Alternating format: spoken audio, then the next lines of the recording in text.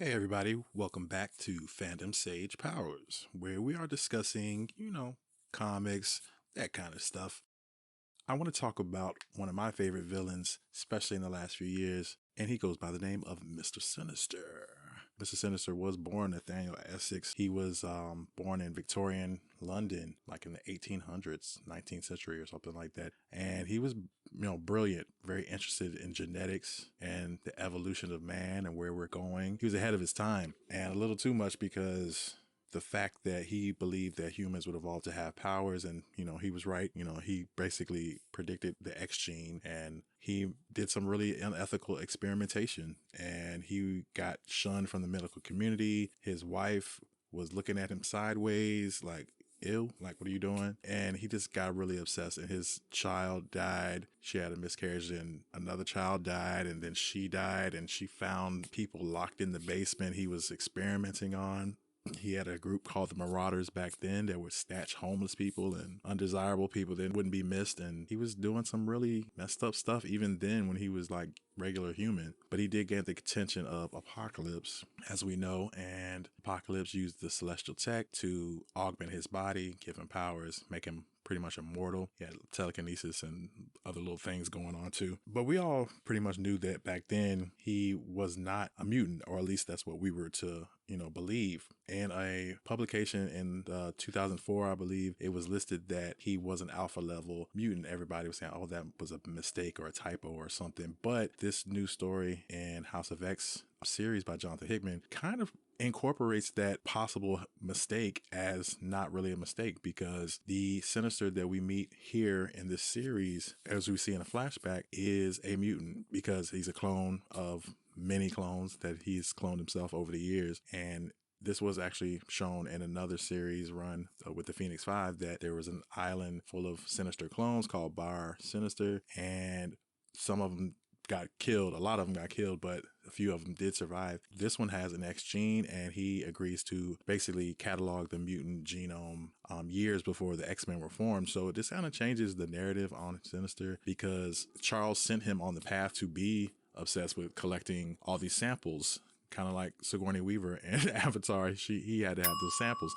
So it kind of reframes the whole thing, because he kind of pushed him to do that, because he did erase his memory of that meeting until the Krakoan Era kicked off 20 years later. And he used that database to basically be able to clone and grow new bodies for mutants that were dead and lost in battle, or just have been dead for a long time. So we also learned that around that time in Victorian London, when Apocalypse had transformed Nathaniel Essex into Sinister, there was like a transitionary period where he wasn't fully Nathaniel Essex or Sinister. He was kind of shifting back and forth, kind of like a Dr. Jekyll and Mr. Hyde kind of situation. And he was trying to hold on to his humanity, and it added an extra layer of depth to the character, because even though he was kind of messed up as a human already, as Sinister, he's really just morally bankrupt. We see that Irene Adler, Destiny, and Mystique were hunting him down, not knowing who he was, but somebody was killing people in the middle of the night. This is kind of where the Jack the Ripper mythology kind of came from. I think they were kind of alluding to that, because Mystique was masquerading as Sherlock Holmes in this book, which I thought was funny. They did track him down, and were surprised to find that,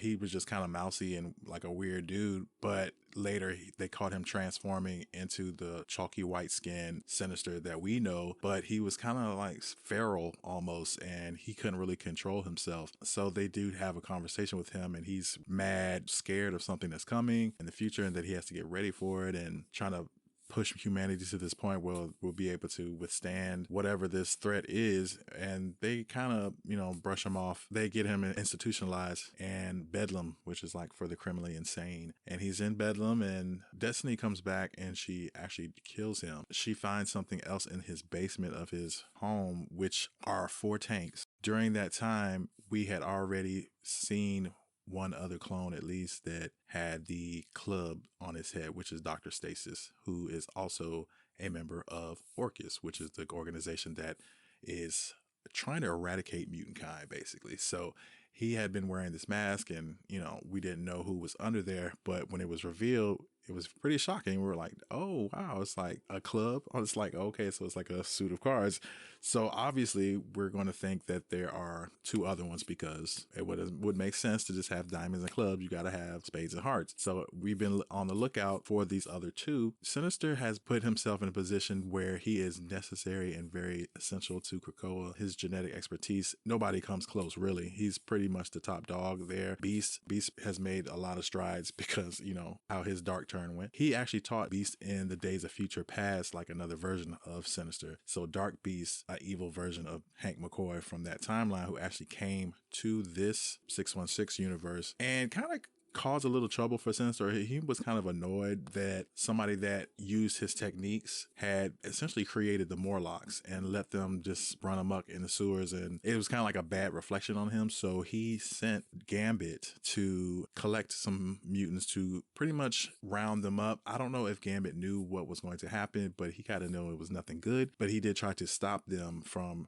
what was happening, which was the mutant massacre, the original mutant massacre in the Morlock tunnels, where Sabretooth and the Marauders, Vertigo and Arclight, Scalp Hunter, got a bunch of those guys. They were pretty much going there and clearing house until X Factor showed up. I remember thinking differently about Gambit at the time, but I digress. So Sinister, yeah, he has a kind of an elitist view of himself still when it comes to his genetic work and his, you know, his signature. He doesn't want to be associated with whatever riffraff are down in there in the sewers, so he wanted to kill, which was pretty wild.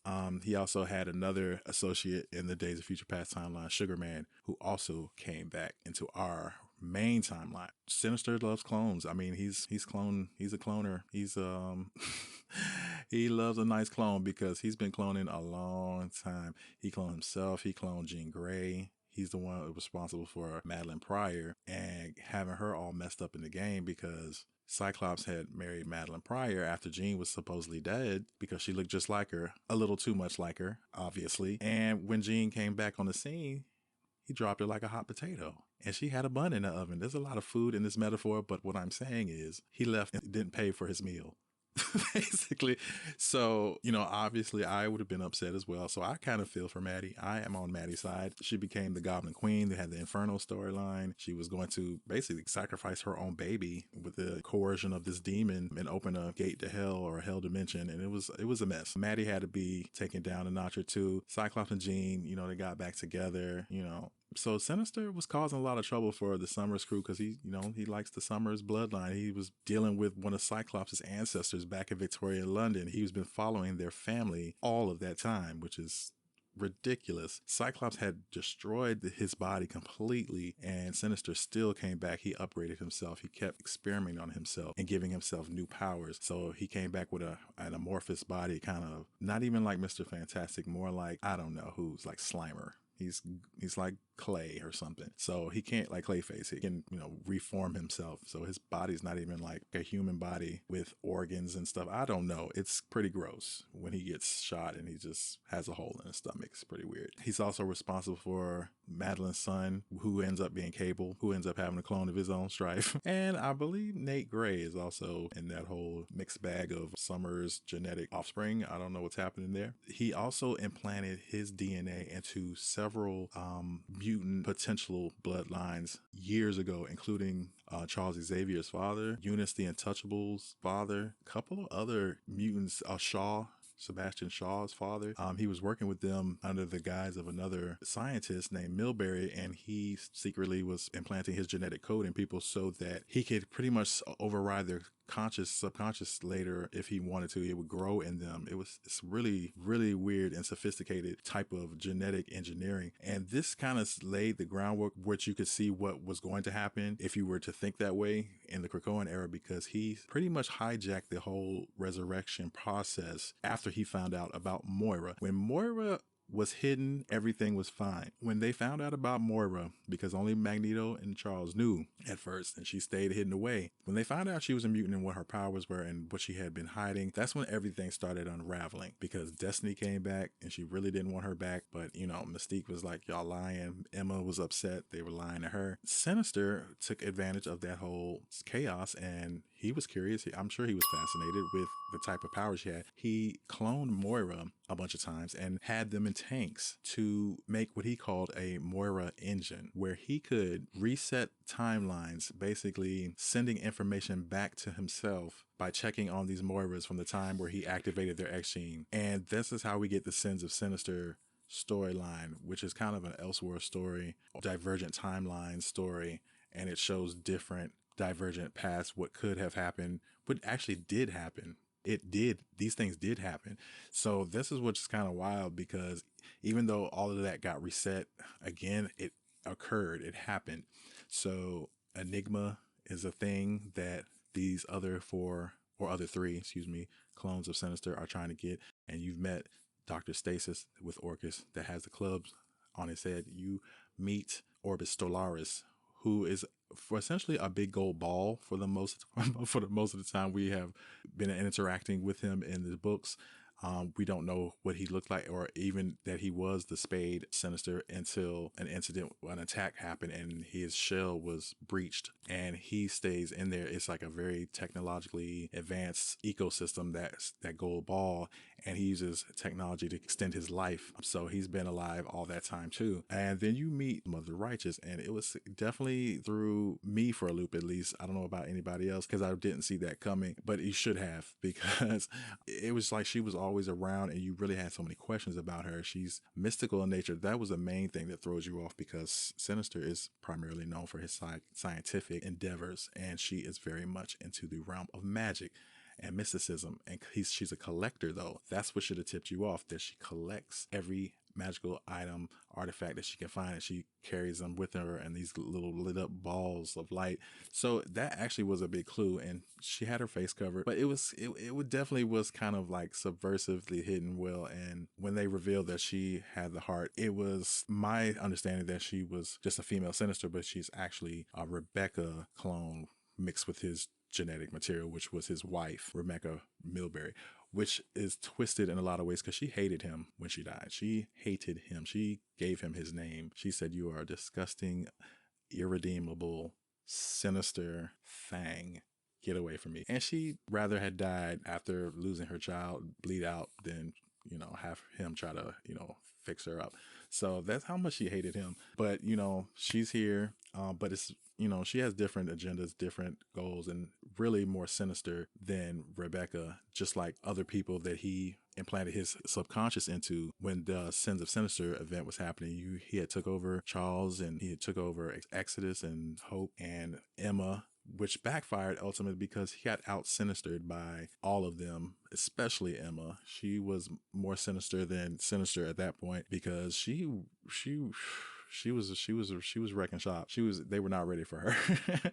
Sinister Frost was a handful. So after that whole divergent timeline was reset, we did learn about the Enigma, or the Dominion, which is a status of a being that's pretty much accumulated a certain amount of knowledge that they ascend to basically godhood outside of space and time. The Phalanx are one of those types of dominions. So there's others that exist, but they have different agendas or whatever. They don't really care. They don't have feelings the way a being that achieves godhood might, that used to be a person. So this Enigma Dominion is probably petty, and we figure out why, because he is Nathaniel Essex. He is the original Nathaniel Essex, because like I said, Destiny killed the original one, but the other four were cloned out of those cases. But what we didn't see, that there was a fifth entity child that Nathaniel Essex had created, which was a primitive, aggressive, alpha, apex AI.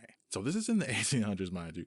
So whatever program he made that was collecting this information from the other four Sinisters is what allowed him to ascend this AI to godhood, to dominionhood. So all of them got pretty much duped. None of them succeeded, but, in a way they all did, but they all, selfishly wanted it for themselves. And during this Sins of Sinister timeline, a few things did carry back over besides the knowledge of Enigma Dominion, which one is the Chimeras, which we have seen Chimeras before, which is basically an amalgamation of genetic material. It could be animal, human, plant, whatever, mashed together. So in this timeline, we see hybrid mutants that have multiple powers, which was pretty cool. One of the Chimera that we meet In that timeline, our favorite of people's is Rasputin IV, and she is the most successful and most powerful Chimera Sinister created because she has 5 mutant powers in one person. Pretty crazy. So she has Eunice the Untouchable's force field. She has intangibility from Kitty Pryde. She has a healing factor from X-23. She has Quentin Quire. She has some telekinesis going on, and of course Colossus's metal skin. She also has the soul sword and mystical armor too, which is pretty interesting. So she has a lot going on. She's pretty strong. She's like a sentinel buster is what they called her. She's a sentinel buster, and she doesn't play around. So she got pulled into the main 616, and she does not like Sinister. So that's a problem for him. Another problem for him too, because if she ever gets hands on him, it's a wrap. Now, a lot of people don't like Sinister. He's always there on the Quiet Council